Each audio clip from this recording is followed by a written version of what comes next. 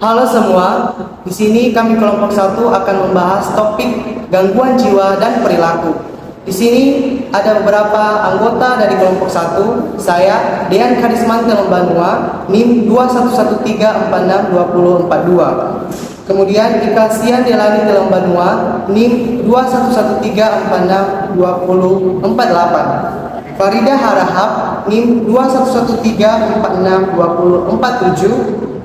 Rizky Mizalmi Caniago, NIM 2113462061. Farah Umainah, NIM 2113462046. Rida Taufik Hakim, NIM 2113462059. Dela Hilsa Tami Ritonga, NIM 2113462043. Valentina Boru Sidauruk, NIM 2113462066. Baiklah, di sini saya akan menjelaskan tentang penyakit skizofrenia. Sebelumnya saya akan memberitahukan etiologinya, yaitu skizofrenia adalah gangguan mental yang dapat mempengaruhi tingkah laku, emosi, dan komunikasi.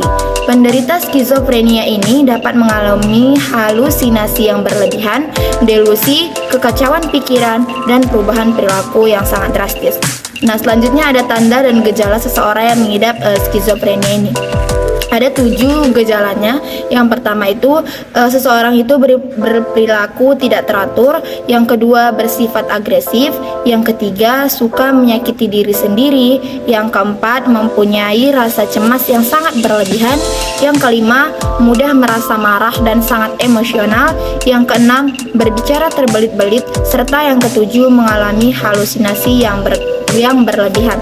Diagnosa skizofrenia. Skizofrenia ini memiliki kode ICD-10 yaitu F20 yang terdapat pada ICD-10 kolom 3 yaitu halaman 293. Selanjutnya ada pemeriksaan penunjang dan pemeriksaan fisik. Pemeriksaan penunjang penyakit skizofrenia ini yaitu adalah CT scan kepala dengan kode 87.3 yang terdapat di ICD-9 dengan halaman 233. Selanjutnya pemeriksaan fisiknya yaitu psikoterapi dengan kode 93.0 yang terdapat pada ICD-9 yaitu halaman 250. Obsessive Compulsive Disorder atau OCD merupakan gangguan mental yang mendorong penderitanya melakukan tindakan tertentu secara berulang-ulang. Tindakan tersebut dilakukan untuk mengurangi kecemasan dalam pikirannya. Penyebab dari penyakit OCD yaitu 1. Memiliki riwayat OCD dalam keluarga. 2. Memiliki gangguan mental lain seperti gangguan kecemasan, gangguan bipolar, depresi atau sindrom Tourette.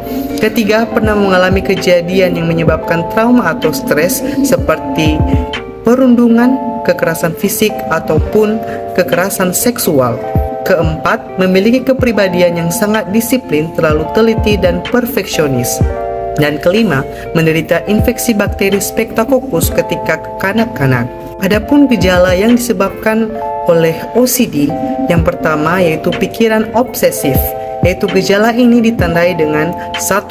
Cemas atau takut tertular penyakit sehingga menghindari bersalaman atau menyentuh benda-benda. 2. Stres ketika melihat sekumpulan benda ketika tidak selaras atau simetris. Dan yang ketiga, takut melakukan sesuatu yang membahayakan diri atau orang lain, misalnya ragu apakah sudah mematikan kompor atau mengunci pintu. Dan keempat, takut mengatakan sesuatu yang mungkin menyinggung perasaan orang lain.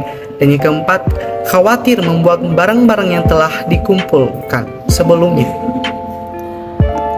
Perilaku kompulsif ditandai dengan gejala 1. Mandi atau mencuci tangan berulang-ulang sampai lecet.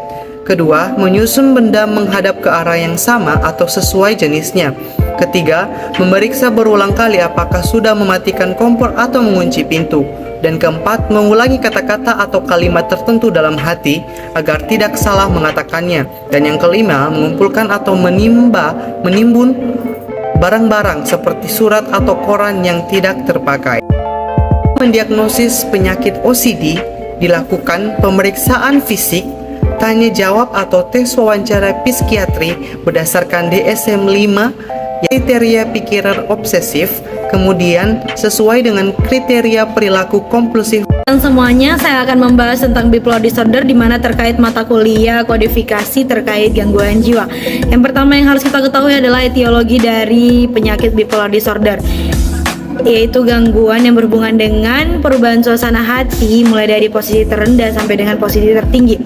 Bisa juga dikatakan bahwa gangguan mental yang menyebabkan perubahan suasana hati, energi, tingkat aktivitas konsentrasi, dan kemampuan untuk melakukan kegiatan sehari-hari.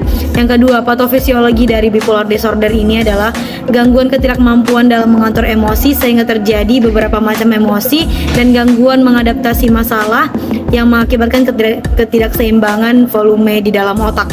Adapun penyebab-penyebab dari bipolar disorder ini, yang pertama stres berat, yang kedua pengalaman traumatis, yang ketiga penyakit tertentu, gangguan tidur, masalah dalam pekerjaan, dan riwayat gangguan bipolar dalam keluarga. Lalu gejala dari penyakit bipolar ini adalah gejala utamanya perubahan suasana hati yang ekstrim atau perubahan mood. Gangguan bipolar ini juga ditandai dengan adanya dua fase, yaitu fase mania, yaitu fase yang sangat senang, dan fase depresif atau fase yang sangat terpuruk. Diagnosis dari penyakit bipolar ini ada dua, yaitu pemeriksaan fisik dan penunjang, di mana pemeriksaan fisik ini dimulai dengan dokter membuka sesi tanya jawab kepada pengidap bipolar ataupun kepada keluarga pasien. Yang kedua, dokter meminta pasien untuk mengisi kuesioner. Ketiga, pasien akan diminta untuk menjalani pemeriksaan di laboratorium. Adapun pemeriksaan penunjang dari penyakit bipolar disorder ini adalah yang pertama, interpersonal and social lead therapy atau IPSTR, dan yang kedua cognitive behavioral therapy CBT, ketiga psikoedukasi. Anoreksia nervosa, etiologi. Anoreksia nervosa adalah gangguan makan yang ditandai dengan berat badan yang sangat rendah, rasa takut yang berlebihan terhadap kenaikan berat badan, dan persepsi yang salah terhadap berat badan. Anoreksia nervosa termasuk gangguan mental yang serius dan tidak boleh didiamkan. Patofisiologi. Patofisiologinya adanya ketidakseimbangan neurotransmitter di otak, terutama norepinefrin, serotonin, dan dopamin. Namun, proses patofisiologi masih belum diketahui secara pasti. Secara umum, penelitian telah mendapatkan bahwa anoreksia nervosa dikaitkan dengan penurunan volume otak, terutama bagian temporal, bagian frontal, termasuk substansia alba dan grisea. Dari sejumlah penelitian, daerah otak yang secara konsisten menunjukkan kelainan yaitu daerah hipokampus dan parahipokampus. Gejalanya ditandai dengan terobsesinya untuk memiliki tubuh yang kurus dan melakukan segala upaya. Beberapa gejalanya seperti membatasi porsi makan seminimal mungkin atau tidak makan sama sekali, membatasi minum, melakukan olahraga terlalu berat, menggunakan obat-obatan.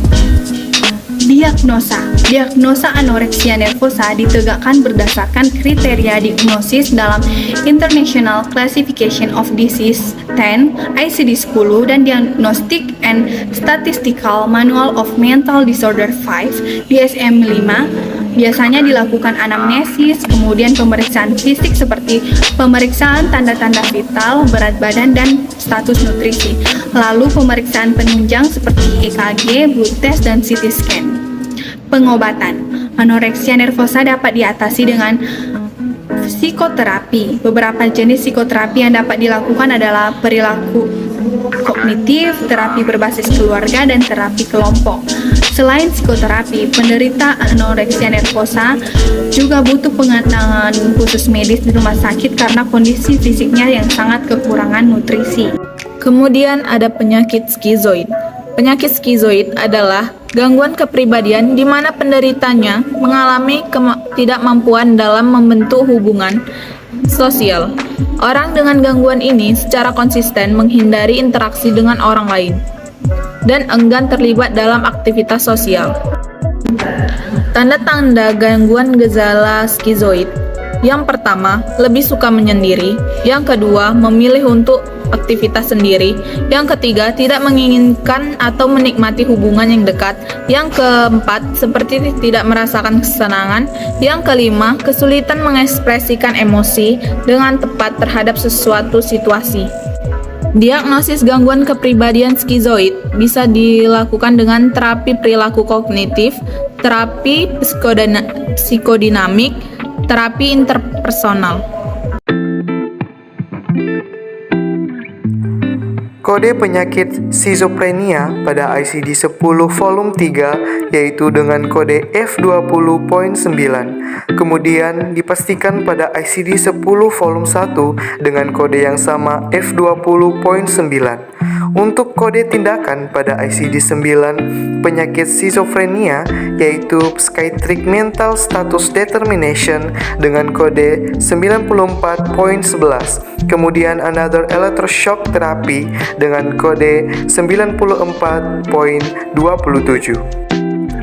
Kode penyakit obsessive compulsive disorder dapat kita temukan pada ICD-10 volume 3 dengan kode F42.9. Kemudian dapat kita pastikan pada ICD-10 volume 1 dengan kode yang sama F42.9.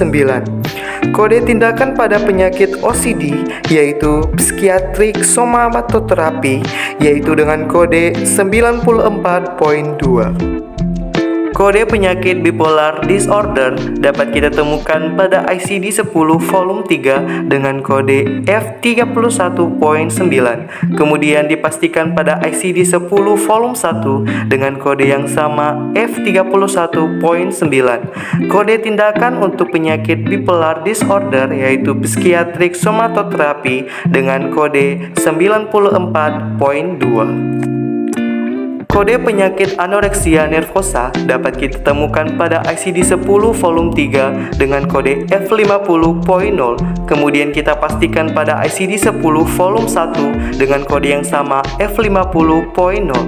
Kode tindakan penyakit anoreksia nervosa pada ICD-9 yaitu Family Therapy dengan kode 94.42. Kemudian Behavior Therapy dengan kode 94.33. Kode penyakit skizoid personality dapat kita temukan pada ICD-10 volume 3 dengan kode F60.1. Kemudian dapat kita pastikan pada ICD-10 volume 1 dengan kode yang sama F60.1. Kode tindakan penyakit skizoid personality yaitu Another Individual Psychotherapy dengan kode 94.39. Demikian video pembahasan terkait topik gangguan jiwa dan perilaku. Semoga bermanfaat.